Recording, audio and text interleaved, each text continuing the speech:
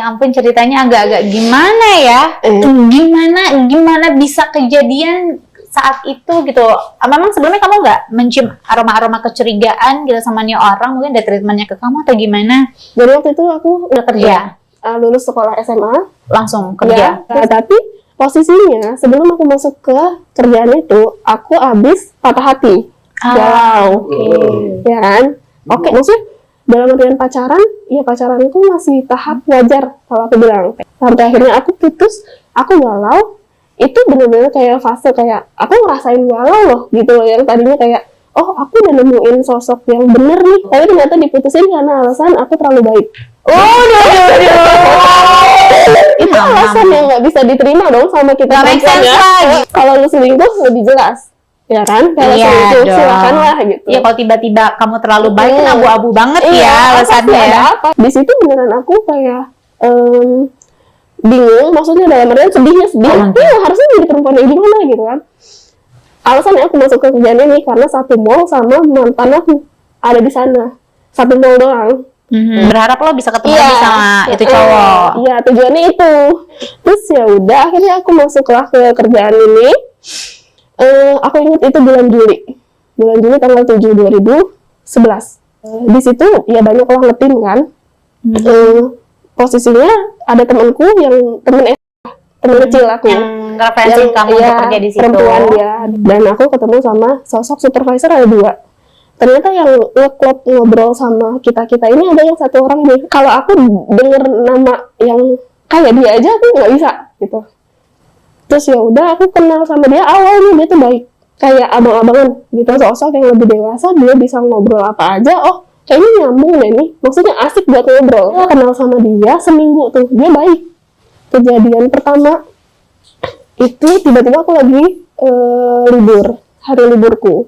Aku libur itu aku nganterin kakakku kerja. Habis aku nganterin kerja, aku muter-muter lah, bingung mau ke rumah orang aku libur. Aku datang ke kosannya dia. Biasa aja, bener-bener yang udah kita ngobrol gitu. Awalnya itu kayak pandangannya dia tuh pinter loh, aku ngeliatnya gitu. Kayak aku ajakin ngobrol, ya dia kayak dewasa banget deh gitu. Jadi kayak, oh dia baik gitu kan. Akhirnya malamnya sampai kejadian ya. Kejadiannya itu pas besokannya. Jadi aku tuh pas lagi mau jalan ke undangan itu kan aku jemput dia.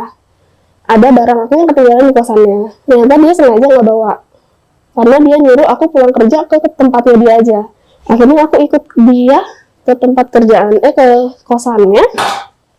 Dan tiba-tiba ya udah langsung kejadian.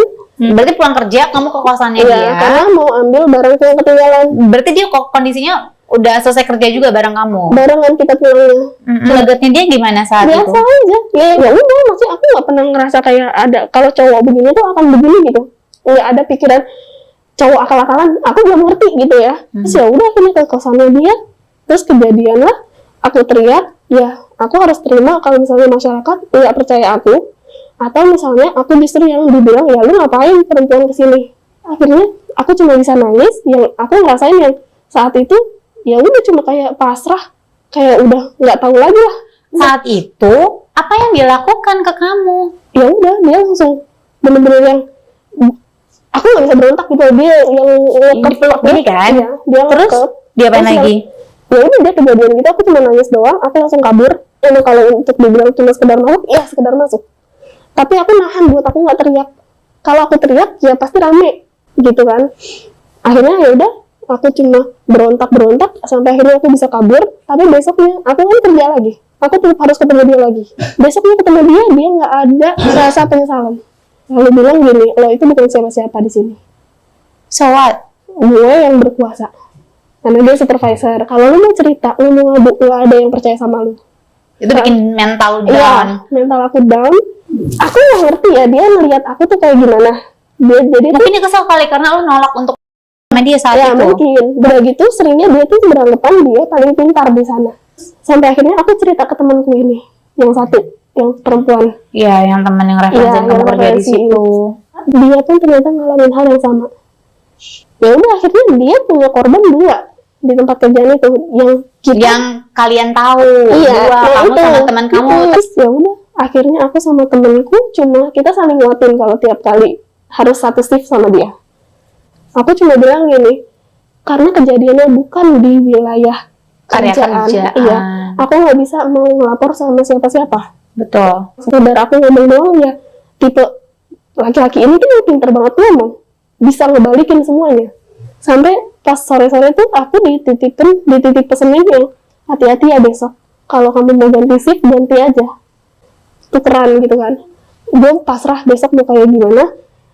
Dia sudah mempersiapkan diri ya dengan apapun itu yang akan terjadi saat lo satu shift sama dia dan cuma berdua doang. Saya speak up ke manajer, ayo gue temenin. Tapi temenku nggak berani. Dia bilang gue nggak berani, gue malu. Oh ya udah, kita lihat besok gitu kan. Terus jadi dia tuh kan beranggapan berkuasa nih di tempat kerja. Besok penentuannya nih, kalau emang lu mau macam-macam sama gue, ya gue juga bakal oke, gue lihat ada CCTV. Hari itu aku pun juga kayak ngejebak dia, ngejebak karena aku mau selesai, ya kan. Aku paginya datang, bener lah, itu aku baru nyampe udah langsung ditarik. Aku berontak, tapi aku beranggapan oh yaudah ini CCTV ini nyala, biar ini jadi bukti. Dan dia cuma bilang gini, lo abis lo sama gue, kita sampai siang berdua doang. Pas setelah itu aku ganti baju, kejadian lah dia juga ngelakuin hal yang sama. Masa perlakuan apa lagi? Kayak gitu, kayak emang orang sakit. Aneh banget ya. Maksudnya maunya apa sih? Dan di situ aku berontak, tapi aku kayak bilang oh ya udah. Aku kayak nganggap gini, aku kayak ngelihat diriku jadi kayak hina gitu. Ngerti gak sih? Iya. Gue udah begini, ya udah sekalian. Ini 2 minggu dari kejadian yang pertama itu kan. Tapi ini selesai. Dan aku keluar langsung. Sampai selesai tuh sampai dia keluar. Iya. Udah kejadian di loker itu ya aku yang cuma berharap udah ini rekaman ini yang aku jadiin bukti. Abis aku keluar dari loker itu nggak selesai sampai di situ. Dia bilang gini, jangan pernah ngelihat muka gue dengan tatapan kayak gitu. Aku ngeliat dia dengan tatapan jijik gimana sih.